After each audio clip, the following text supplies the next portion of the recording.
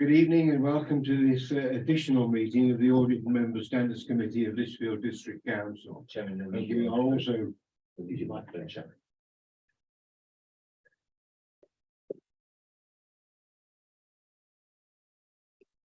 welcome to this additional meeting of the Audit and Member Standards Committee of Lichfield District Council, which is also being transmitted live on our YouGov YouTube. Thank you. It's basically to consider the audited accounts for the year to 31st March 2022. Have we got any apologies, Will? Chair, we have apologies for absence from Councillor Ho and Councillor Strachan. What? Thank you. Are there any declarations of interest? I hope not. Thank you. Item 3, statement of accounts, which will be presented by Anthony Thomas, our Assistant Director of Finance and Commissioning and our Section 151 officer. Thank you, Chair. Feels like a long time coming. This was when we started this in February, March of last year. We're almost into the current year, but anyway, I've only got a couple of pieces of information for members. So we publish these accounts in line with the code of practice that is published by SITFA. Deadline this year for publishing the draft accounts of 31st of July. We published them on the 1st of July, so we're about a month in advance. And that doesn't really tell the story because during the year we changed finance systems, which is not a small project, and that created additional work. We had a couple of team members leave during the year, so we've relied on the team members that have remained, and we were also doing things like council tax rebate grant support and things like that. So I'd probably like to give quite a lot of credit to my team. Jane leads the team in doing this, in that we achieved this. We submitted a set of accounts well in advance of the deadline, and I mean the proof of the pudding's in the eating when the external auditor gives their comment, but there are probably not too many, if any, significant issues within there. Deadline for publishing the accounts this year is 30th of November, or was the 30th of November.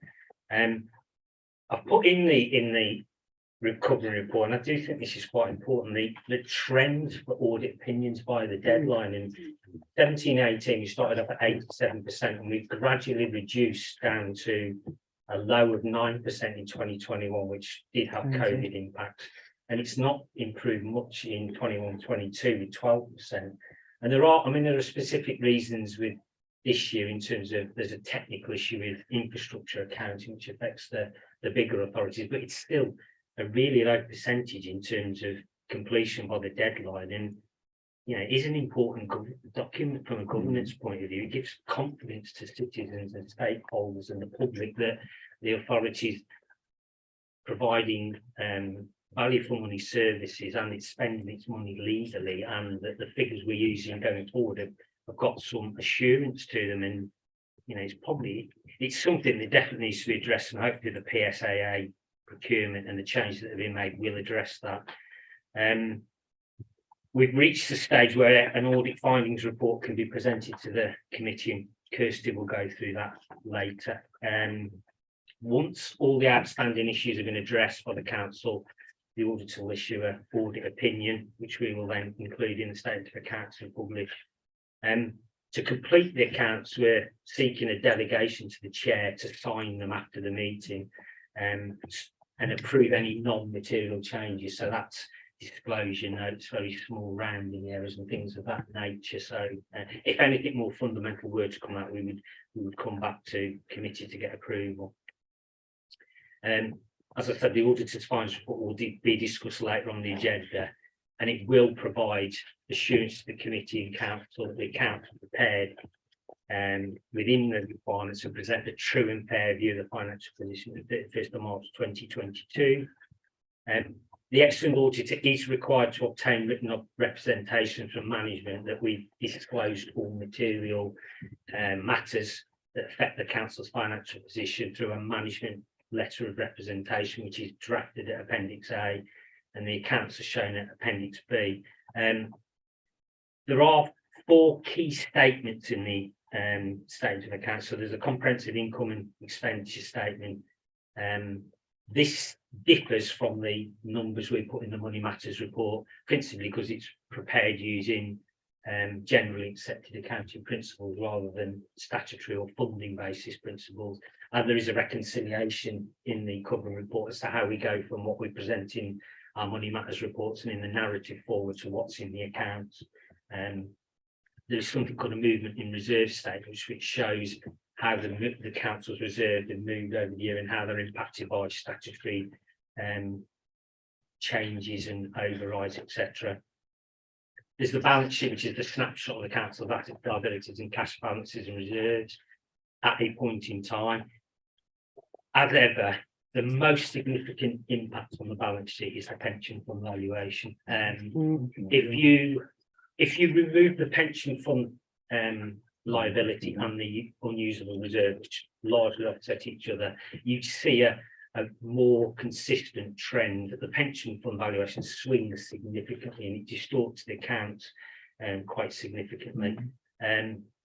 And then there's the cash flow statement, which is a little bit like your bank statement that you get every month, which shows your ins and outs on a cash basis rather than taking account of assets, liabilities, etc. I wasn't proposing to say anything more on that. I was happy to take questions. Thank you, Anthony. Have we got any questions generally on the accounts? And then we'll come through what the recommendations are with the 4 offenders. Yes, Councillor Norman. Thanks, Jay. Just on the narrative report regarding the page 9, the red, amber and green flags there. Behind target are the 2 items identified in there. But I just wondered about the city centre master plan. Is that on target? But delivery targets over 5 years, so that wouldn't apply just to 21 and 22. And then you've got a lot of timescales, which were between January 21 and January 22. Delivery of a park, mostly strategies. Delivery of a car parking strategy, public realm strategy, green infrastructure strategy, feasibility study, and the work undertaken on the pedestrianisation project. So because they're not listed there, so I can see if they are being up to date, is that, those 5 years ones, you can say, well, that's going to relate in the 5 years, but with regard to the other ones, the timescales on those strategies, are they all in place? Can I ask, Chair? Thank you. I don't know the detail of all of them, but I can get that for you. I do know that of those ones that are listed there, we did approve the car parking strategy and the council approved investment in things like new car parking machines and pay on foot, etc. What I'll probably need to do is take that one away and get something like John Smith to give the response. Okay. Yeah. Yes, Councillor Green. Thank you, Chair. Not very many points at all. I think it's a good set of accounts and well done on getting them to this stage with everything else that's been going on this year. I've got a couple of comments really on general style points. COVID, lowercase or COVID uppercase, that seems to be inconsistent. And trying to review this as a sort of blind reader, we're heavy on acronyms, but none of those acronyms are included in the glossary. So I think that might just aid a reader coming at this blind if those acronyms could be listed. Those are comments really more than anything else. Page 34 of our pack, 22 of the accounts. I was interested to read that one of the risks in respect of the council's IT systems was failure by staff to complete ICT training and the take up of multi-factor authentication. Again, probably more of a comment than anything particular on the accounts, but as that's directly within our control, I would expect us just to deal with that rather than show it as a risk. I think we just tell staff that they've got to and do what MFA. I think I made this comment last year as well. I'm jumping to page 105 now, related party transactions. Sorry, 105 is the pack, not 105 is the accounts. Too many page numbers floating around. the value of services commissioned from companies in which members had an interest has quadrupled during the year. And there is a note that details of the declarations are recorded in the members' interest. But I actually tried to work that back. I looked at the transparency information on the website. I looked at the members' register of interest. I couldn't marry the two up. So if anyone has got that level of interest in it, I think they're going to struggle to get behind that numbers. And again, a similar comment, I'm sure I made this last year. Council paid grants totaling £55,000, in which one member had a position of as a member of the governing body. I think that's me. I think that's Cobra Community Centre, but I don't know. And if I can't recognise myself in there, I worry that we're not being completely transparent with those related party transactions. Echoing the comments made on the pension scheme, I mean, we're running a £25 million deficit and it dwarfs every other number in the accounts. I think British Airways once described itself as a pension scheme with an airline on the side. We're almost becoming a council with a pension scheme on the side. I've got more questions on the pension scheme, but I think that they come back to the audit report, so I'll say thank you. I can probably respond on a couple of them. So the MFA and multi-factor authentication, this was done at the point in time that we did the accounts. Laura might want to speak a bit more on this, but what you've suggested there, that it's mandatory to complete, is the approach now. So if you do not complete the GDPR and the IT security courses, you get kicked off the scheme until you do it effectively, because of the risks involved in that. And we can go away and maybe provide, if you're interested, we can provide a bit more detail on the related party transactions, if that would help. I think it's not so much for me as an individual, it's for a reader of the accounts who might be interested. Thanks.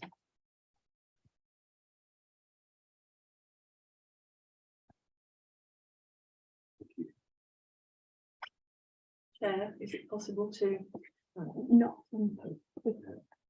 Yes. Councillor Daly. Yes, Councillor Woodcock. Thank you, Chairman. I'm on page 20 of the principal risks and uncertainties, and just want a bit of assurance really around SR1 and SR7, which seem to be the two areas in red. That we're doing everything we possibly can to mitigate any of that sort of happening, Mr. Chairman, really. And then on page 22, it talks about SR2, cyber IT systems. Should that be SR7? Or am I missing something there, or is are they connected to each other, SR2 and SR7 in that sense? Because SR2 is going in an amber. Also, it talks about cyber attacks.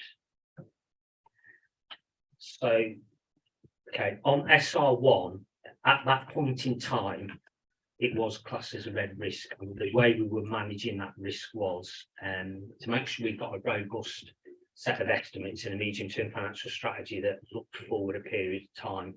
And we had this discussion at the leadership team today, interestingly enough. The settlement has come out, and for most authorities better than we thought it would be.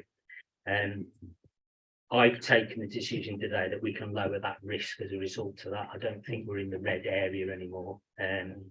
So we will continue to do a medium-term financial strategy covering a period of time, and we'll continue to do robust estimates, use experts to provide funding, impacts, etc., and we will respond to all the consultations. That will remain. It's just that the amount of money we've got from the government, etc., is a lot better than we forecast. So the wolf is not at the door as it was previously. The SR7 one, the IT systems one, again, we've implemented a much more robust approach to that. So multi-factor authentication, making sure people do the training, and there's an approach where they are removed from the system until they do it. I think we've done work with members as well in terms of multi-factor authentication. And we regularly get targeted, but our defence systems are standing up to that.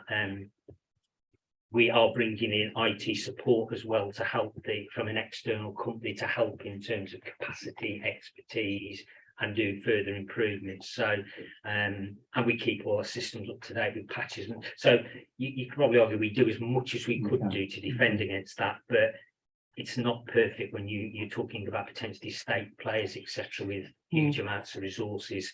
I think there's one recently, I can't remember the company or the organisation that's been impacted recently. Royal Mail. Yeah, Royal Mail. So I don't think anybody's infallible, but as long as you're doing as much as you can, and I'm not sure there is much more you can do about that. And the point you made about the SR2 and the SR7. Yeah, just on page 22, it mentions SR2 set to the council's IT system. Just the heading.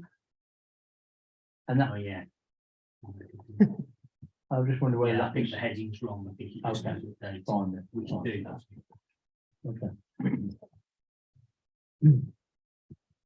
Okay. Councillor Sylvester Hall, then Councillor White. Thank you, Chair. Anthony, I'm glad you put it in the context of the time frame that we've been looking at, because it seems that we've had a number of iterations. And from my perspective, those have all been consistent, taking out the pension comments that we've mentioned already, which is reassuring. I appreciate as well the context of the audit deadlines that you've mentioned, and those are understandable too. The only question that I've got really, I suppose, at this point now is that are we confident that the disposal process is secure, that we've previously flagged up as being an area of concern, and obviously the issues that went through there, that it is a secure process now? Thank you. Is that the disposal process around the The four- open spaces. and Yes. yeah. Yes, so as part of the lessons learned, there was a series of action and changes to process that were put in place, including approval of a disposals policy. And I would say we've got as much assurance as we can have that that will be put in place for it, and it will work effectively. However, internal audit will keep an eye on that in any case, and disposals will form part of their audit program to look at these type of things on an ongoing basis. I mean, their role is to make sure that internal control they've laid out are being applied in practice, and therefore managing the risks that are in place. Thank you. Yes, Councillor White. Thank you, Mr. Chairman. The story of the balance sheet is concealed by the movements of the pensions. So my eyes, when I'm looking at balance sheets, tends to be drawn to movements of 10% or more. And I think if we could just dwell on that. And I'm particularly interested in short-term creditors. This is on page 54 of 166 of the pack. And what the nature of those creditors are. It's £23.5 million by the looks of it, which is a significant sum of money. Up from £19 million. And just generally looking at those movements which are catching it, as I say, catching my eye, short-term borrowing, that's moved very significantly. So just if you could give some commentary around that, because when I'm at work, if I'm presenting my board papers, my directors always say to me, there's significant movement here, could you just set out the reasons why? So if I did the second one first, the short-term borrowing, the reason that one has dropped was because we repaid one of the two PWLB loans in the previous financial year, and therefore it will no longer appear as a short-term or a long-term creditor. And the short-term creditors figure, which is the one that's This one from 19 million to 23.5 million. yes, so I'm gonna have to get the detail, but a lot of these type of wings are amounts we've received from government and that we're due to repay. So as an example, in the previous year under COVID, we would have been given a series of grants to distribute to organisations. If we didn't distribute all that cash, that money is repayable to the government in the following year, so it would be shown as a creditor in there. That would definitely account for some of that. And it could also be, and I've have to go and look at this, but for instance, collection fund money, so council tax or business rates that we've collected in excess of our estimates, which would be payable to organisations like the county council, the police, the fire, would sit in the short-term creditors until it's paid over in the following year. Okay, thank you. I mean, it's what I would say is it's quite difficult to look at the trends because of the impact of COVID and the sort of unique transactions we had with grants and impacts on council tax and business rates and things like that. So it's muddied the water somewhat in terms of doing the trend analysis you described there. Thank you.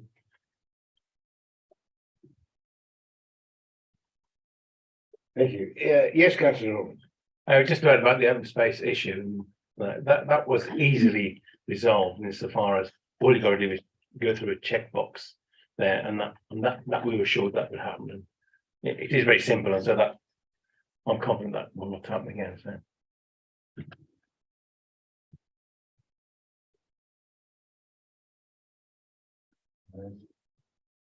Right, has anybody else got any other questions before we move on to the next item? And then what I'd like to do is a bit of an overlap, is go through the 4 recommendations individually. Once you had the report from Kirsty Lees on grant order and the audit report. Over to you.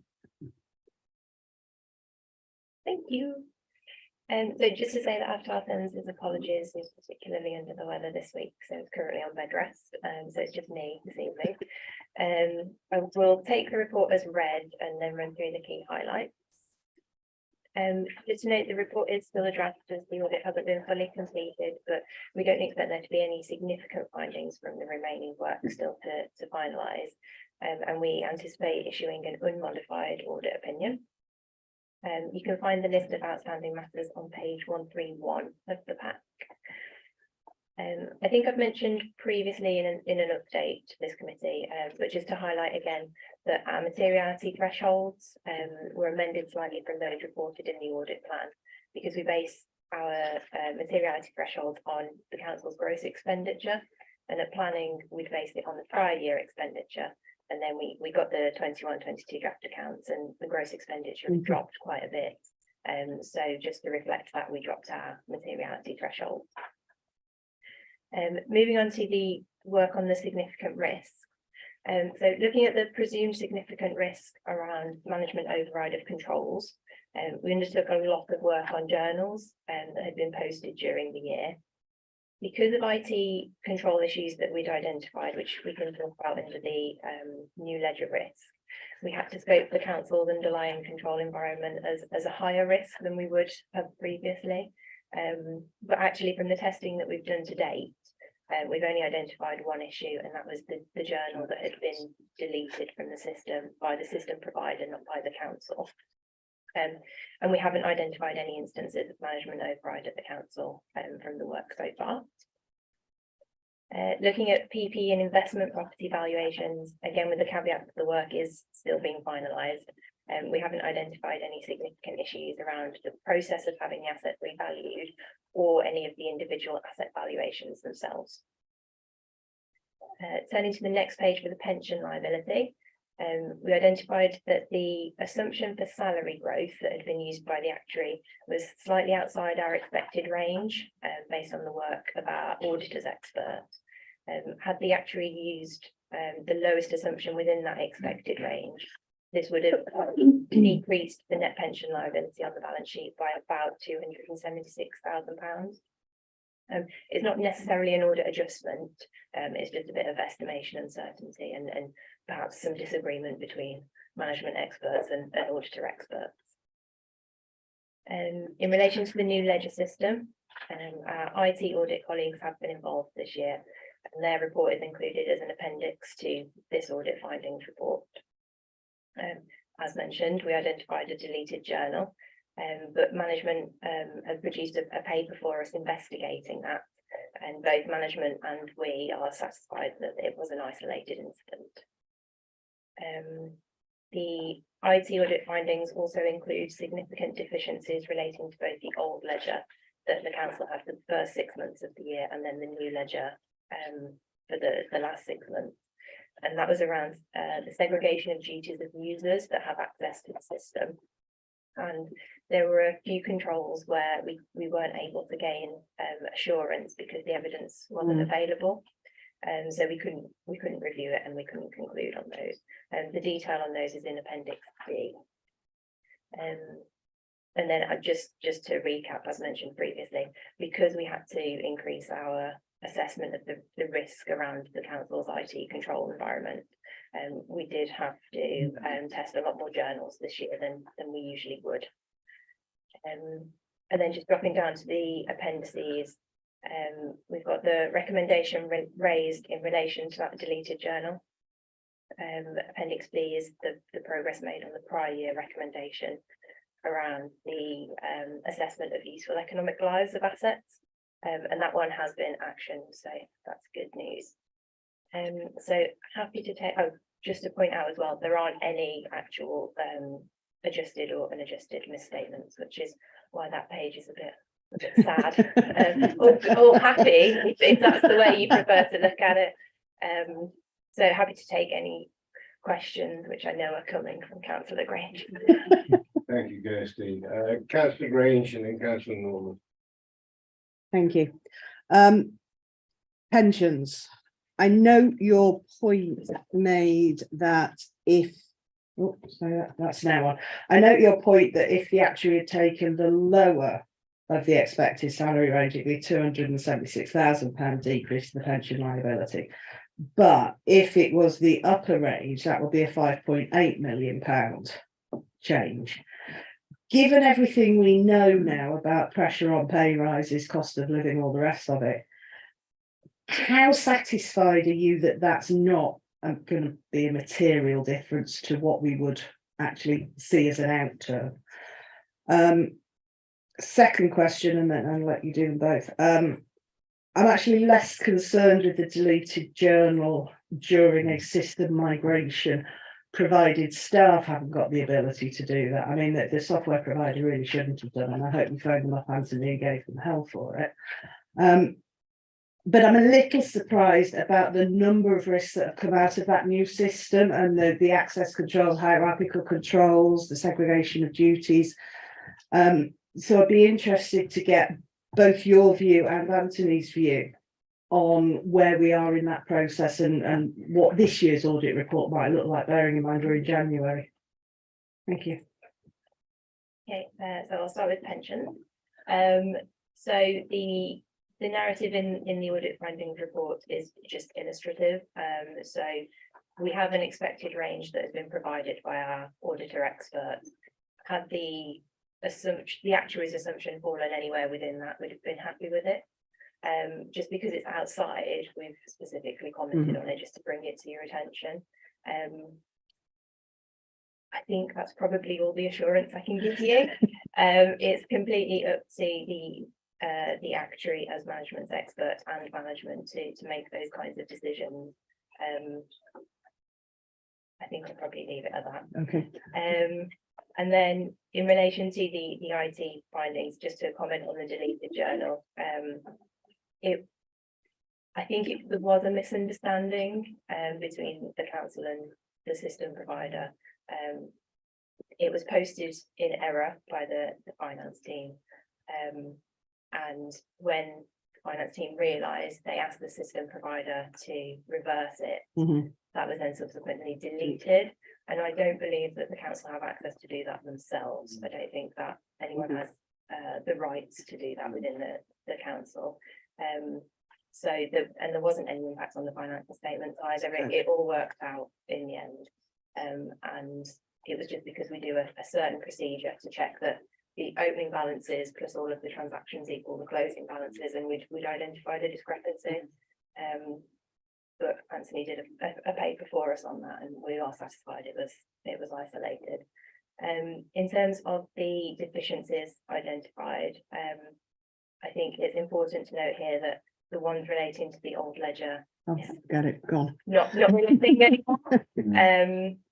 But the IT audit report has not been finalised for very long, so I wouldn't have expected the council to action any of the points in it as yet. But we are still 3 months from the year end, so I think there is time to try and action something before we get into the final of this year.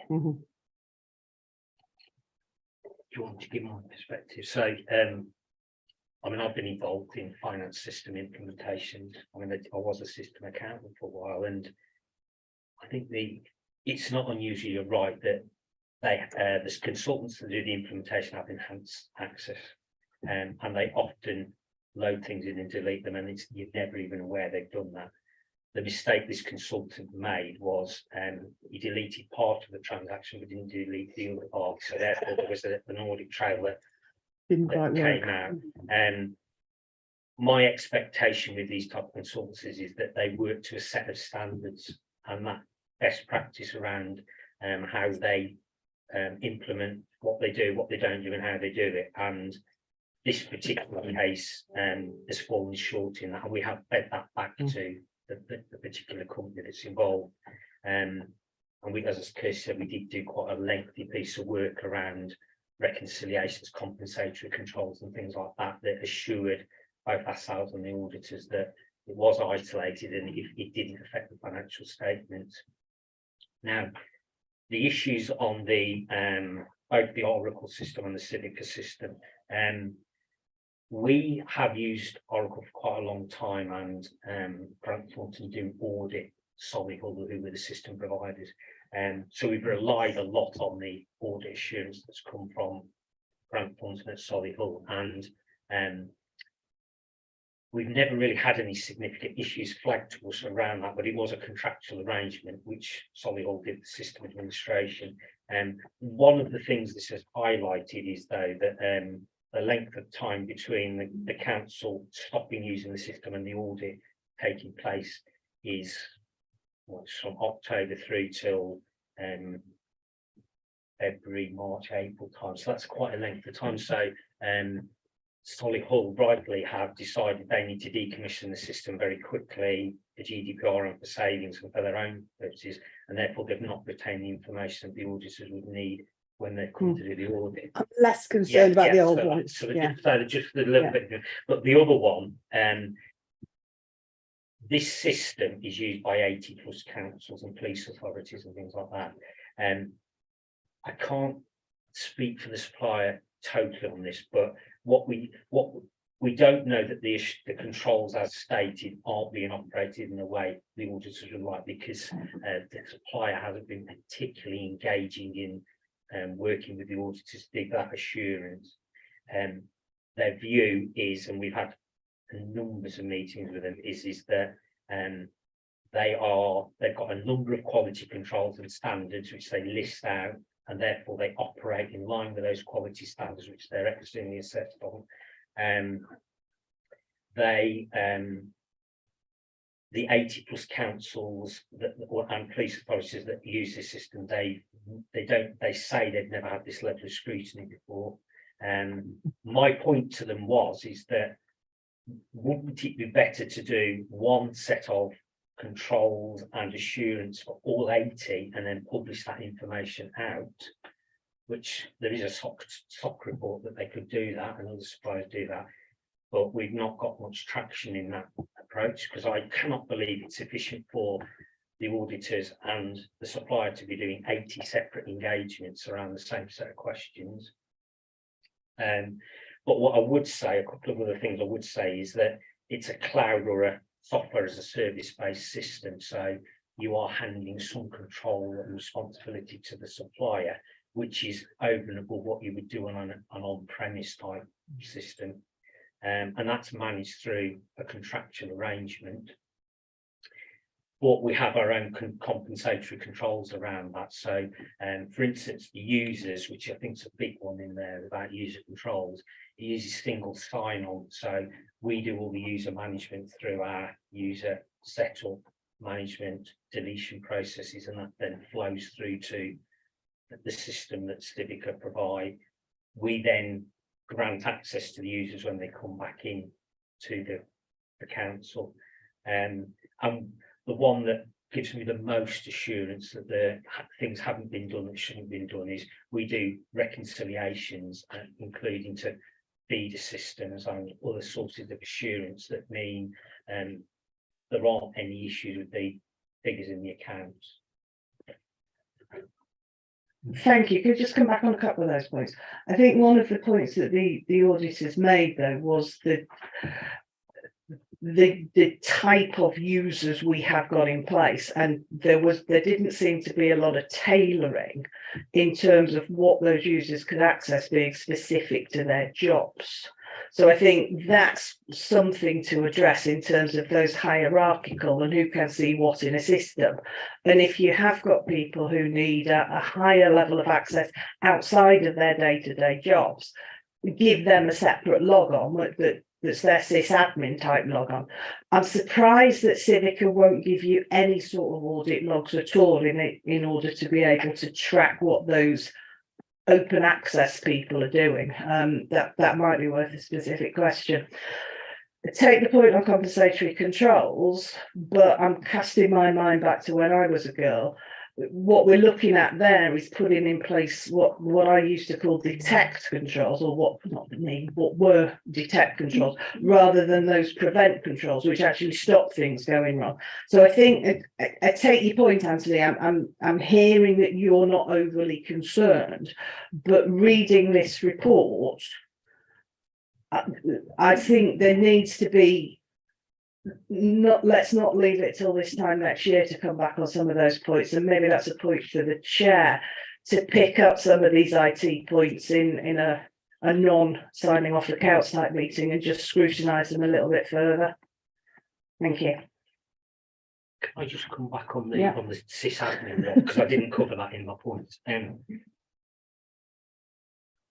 We had to use a workaround for the implementation. It'd be fair to say there was a difference of opinion on a solution between Civica and our own internal IT service, and we couldn't get in a position where we were having significant periods of time debating which was the best solution. We would not have achieved the go live day, and so we took a pragmatic decision to utilise the system administration responsibility for an increased number of people. And since we've gone live, the IT service have revisited the issue that was raised in the number of sysadmin users, and they've come up with a solution that means we don't need that number. So we've removed that responsibility from all but 2 members of staff now, which is the system lead and the backup person. So on that one, I'm confident now we've covered that one off. Thank you. Councillor Norman. Thanks, Tim. Well, let's got some questions on the IT, but just to go back to the pensions, which was explained by Kirsty. So my question there has been answered, except that there's a reference at the end of the paragraph on page 9 of the report. This is also reported next 4 and 38 for the financial statements. So, means that note 4 and 38 is something I can find on this document, because I couldn't find it. Notes 4 and 38 of the draft financial statement. Which is not here. No.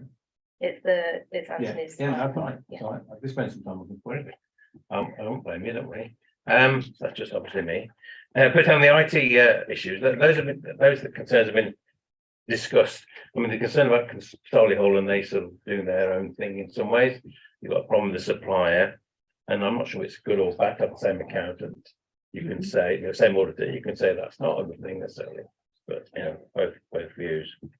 But there's a list of recommendations there, and there is also the management responses. But are we implementing all those recommendations in there? Because it's not clear from this that that's happening, that we actually, the recommendations, are we obliged? Are you implementing all those, or do you have a difference of opinion on some of those? But I'm grateful for the discussion that's gone beforehand on the issue that I had as well. So I think in the majority of cases, we will implement the recommendations unless time has meant that it's no longer relevant. Where we're involved with the supplier, and we're at the whim of the supplier, that's going to be involved or supplying pressure. So, I talked about this thing called a stock report, which would be the ideal solution here. We did raise that with Civica. But we probably need all partners to come together that use the system and make a similar case for that, for them to move on it, to be honest, because they haven't shown willing up till now to do that. So we will do what we can within our sort of control, and where we can't do it, we'll look at compensatory controls to give assurance that the numbers are correct, etc., and the risk is being managed. could I just ask Chair, if there's a forum where that pressure could be applied outside of SIP for that, isn't I mean, there is a user group, Yeah, all right. so we could do that. And I believe the auditors themselves are trying to get in a position where they extol the virtues of the SOC approach, both to the supplier and the auditors and the clients, because it is a win-win for everybody if it was done once and it was made available for all clients, and then the auditors could rely on that as a system. I can't comment on why they won't do it or why they seem to don't see it as an advantage, but I think more authorities are moving to the cloud-based solution. I mean, there is a neighbour moving up this one actually, so I'm hoping that we get to a position where there are more that are impacted by this, so the pressure will increase. Well, it's like I'm off on Twitter, you know. Yeah. that one. I'm going to mock the Veronica for that. Can I comment further on that, please? You say you've got to use a group. Is it through that avenue would be useful to remind the supplier that, you know, they're the supplier and you're the customer, and what the customer and their auditors require, you know, they're going to come up with a good answer? We can do that. I mean, we got to the stage where myself, the project manager, and the auditor sat with the service delivery director at one point, who gave a commitment to do this, but then promptly retired about 2 weeks after the commitment was given. I gave the commitment. Yeah, so we had to start again with a new service delivery manager or director. So we can keep applying the pressure. And I personally, I don't quite understand why they're reluctant to do it, but the argument they make is that they've got all these other alternative assurance quality control standards. I think you're gathering from this meeting, Anthony, that there's an element of disquiet, which is not your problem or Grant Thornton's, but it needs an answer. So I do think probably through the user group rather than us as an individual, one of the 80. Do it if the rest of the people, the rest of the other councils who are using the system are of like mind, that pressure must begin to take, because I repeat, they are the supplier and you are one of the 80 main customers. Councillor White.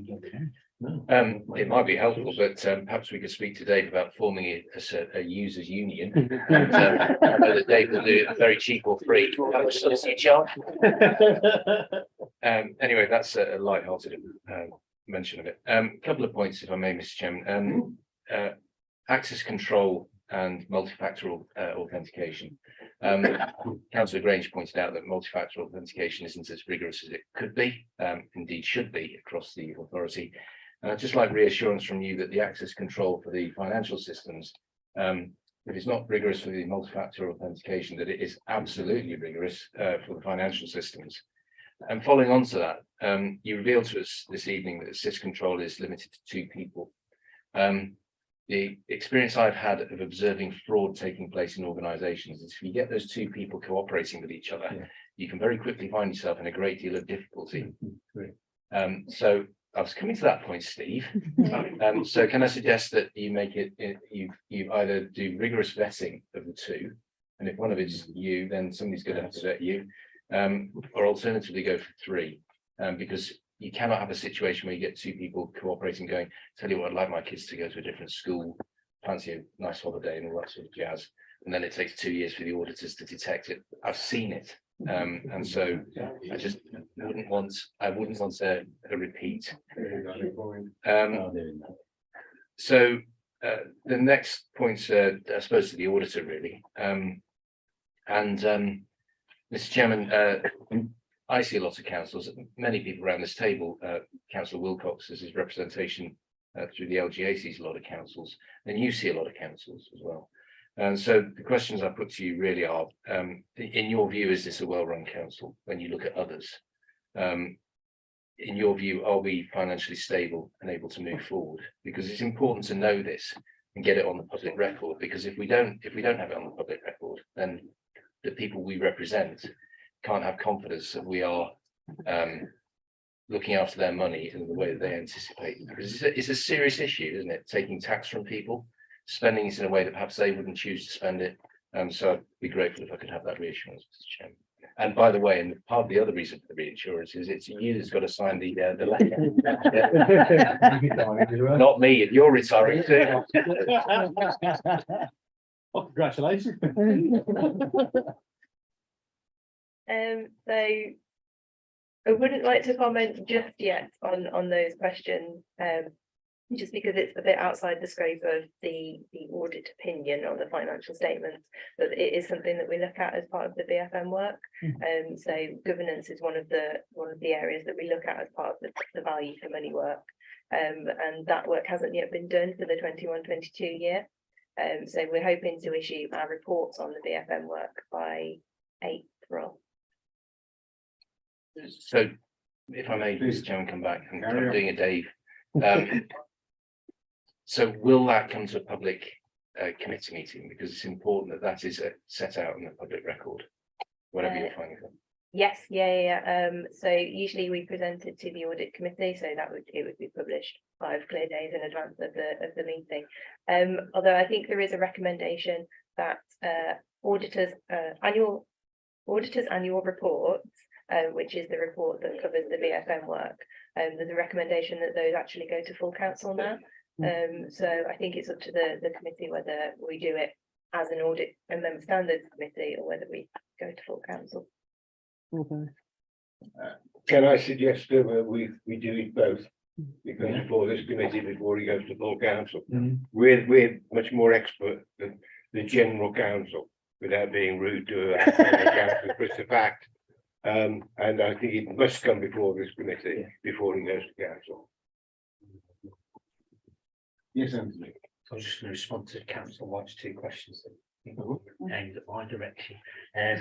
So I can give you the assurance on the control of the round system using and the single sign-on, multi-factor authentication, all the users of the system, and it's not across the council. There are a fair number of users. They are given responsibility based on the need that they've got. So a lot of them are only using the system for entering the requisition or an order. It's a very select number of people that have got the more wide-ranging access to the system.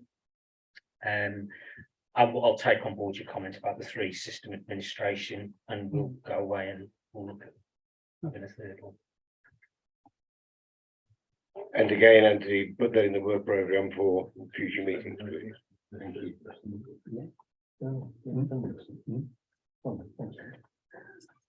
Two or three on about. It's like naughty schoolboys. Yes, Councillor You Robertson. haven't got a friend. Thank you, Chair. And I must say, I wasn't coming to tonight's meetings expecting Councillor White to extol the values of the bargaining. It does work.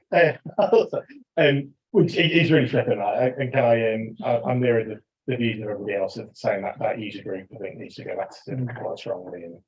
And because at the end of the day, between us, that's quite a hole in their accounts, and I'm sure their auditors wouldn't be very happy if that's a route that we all choose to go down. That's not the real reason I was coming in though. Again, following Councillor White's points about the people who've got kind of whole system access on the new system, how does that compare to the Oracle system? Because I think that's a really clear comparison that we can make. I mean, I'm absolutely certain that the systems are not completely identical and they're not necessarily comparable that way, but it seems that when we move from Oracle to the new system, we have 15 people with at least partial or wide-ranging access. That's dropped to 2. Where were we previously?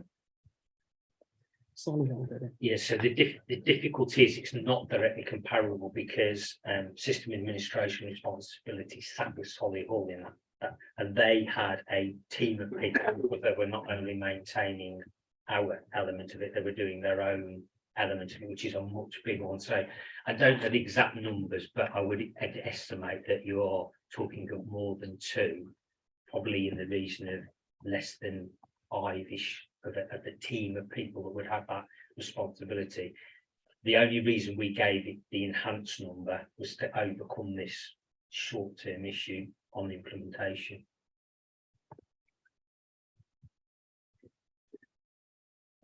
Yeah, that clears that. Thank you. What, I've deliberately gone last every time.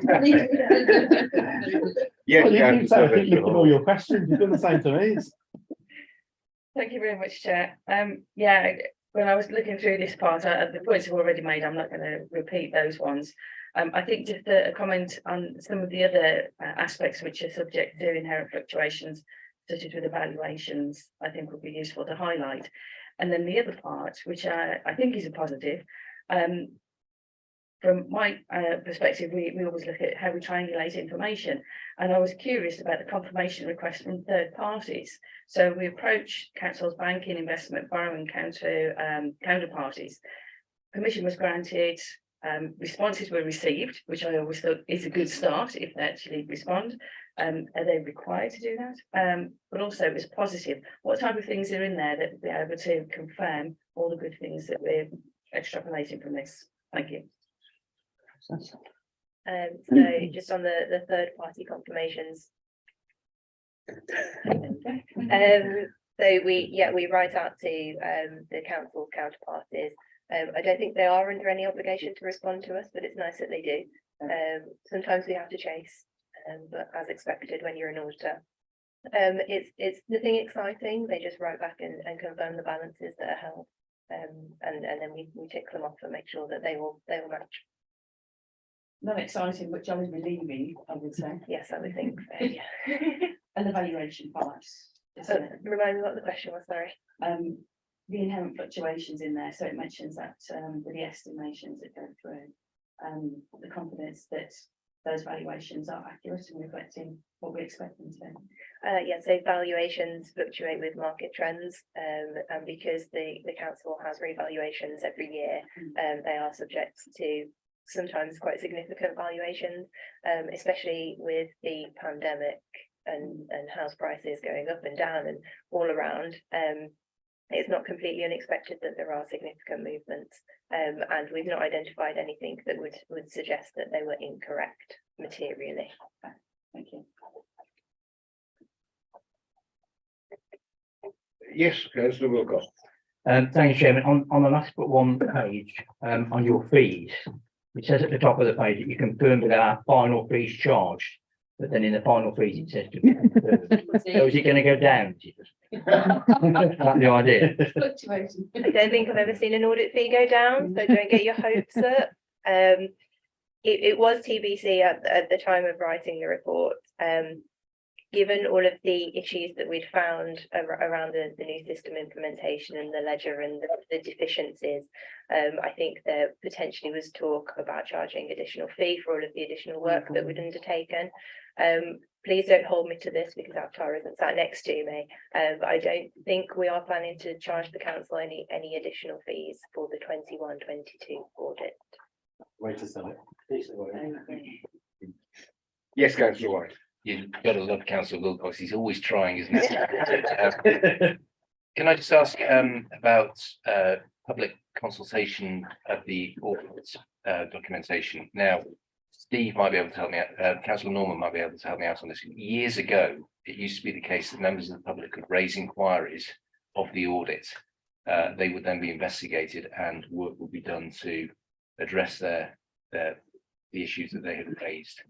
That seems to have stopped, and I don't know whether it's stopped formally or whether it is stopped because members of the public. Anthony will reply better than me, but I'm sure I read it recently. It is part of the consultation when the accounts are posted on the site that the public have the right to raise any questions for a period of time after that. So I was just going to say in the covering report of 1.6 and 1.7, so it lays out that there's a 30-day working day period for electors to raise questions of the external auditor.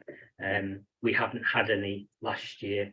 I think in my whole time at the council, I think I can only remember one, and that was related to a planning application and the fee that related to it.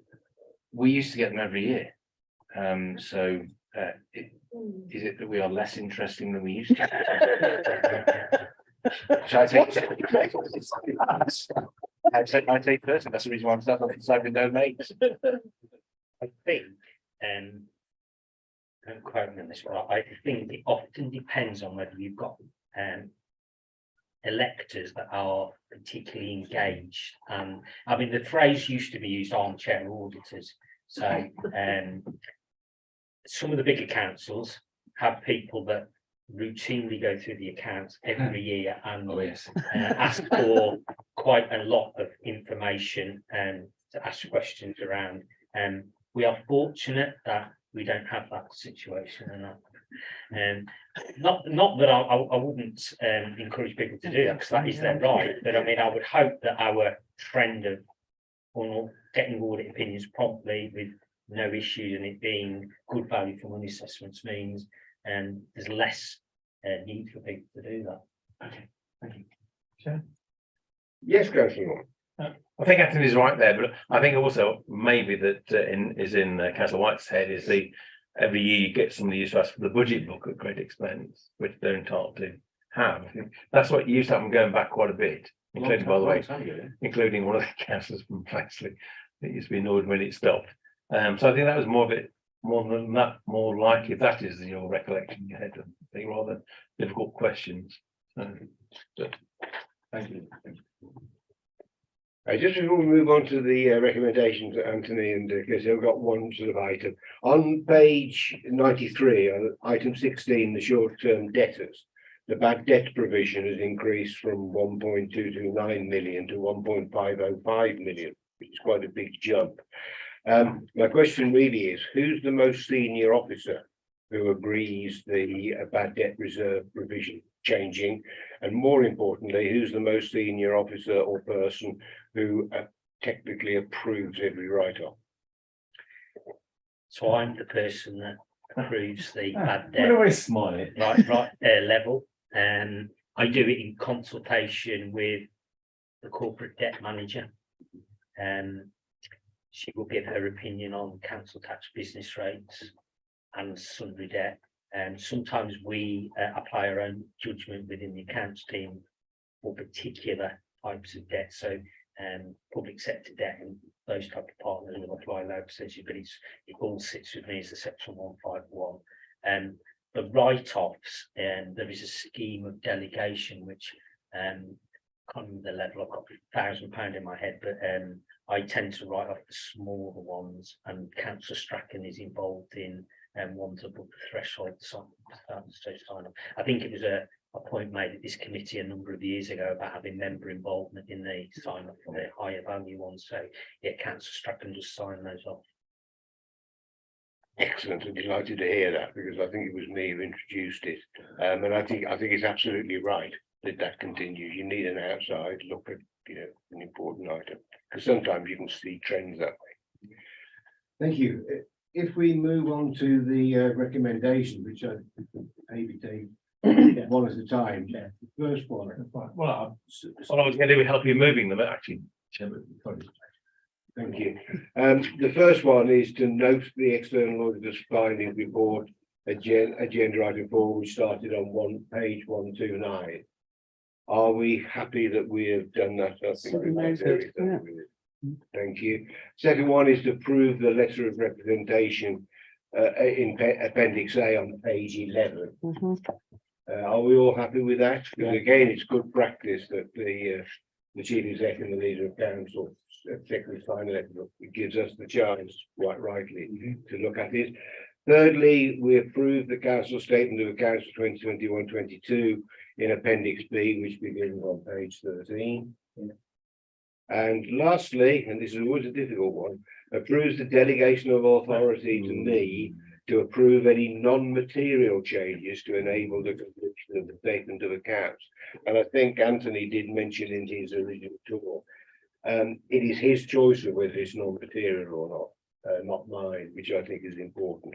But any change that he feels, he always talks to me about. So I think it's a sensible thing to do rather than delay. But they're the 4 items which I'm quite happy to take either individually or in situ. Are we all happy with all 4? Yeah, can I just say, is it worth being explicit for the purpose of approving this recommendation on exactly what those changes are? Because I think Anthony spoke about disclosures, rounding, that sort of thing, rather than changing any numbers. that's how I would determine it, to be honest. It is grammatical, narrative, spelling, acronyms, typos, anything like that, I would class in there. For instance, if Kirsty found an error which involved potentially restating the accounts by hundreds of thousands, then to me, that's got to come back. Yes, councillor White. Based on councillor Grange's points, I think there needs to be a slight amendment to the recommendation, which says something along the lines of any non-material changes which only amount to syntax, grammar, whatever you just said. That then captures everything, because that then doesn't allow any non-material financial changes to be authorised without coming back here. So I propose that amendment. Wording on that, Will. So the alternative wording on that would involve only accounts relating to syntax errors. Is that? Yeah, Anthony gave the phraseology. Yep. Go again. Well, I'll get Anthony to send me the phraseology in the email. Narrative, typos, spelling, and grammatical, Yeah. maybe rounding. Errors, but I doubt it. So those type of changes. I'm happy with that, Mr. Chairman, because it's on the record, and we'll go back to replay the YouTube clip. You might want to skip to the parts where I'm on.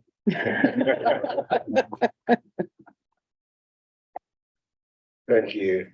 That completes a special meeting tonight. Thank you all very much indeed for your continued hard work on this committee. It's very, very valuable.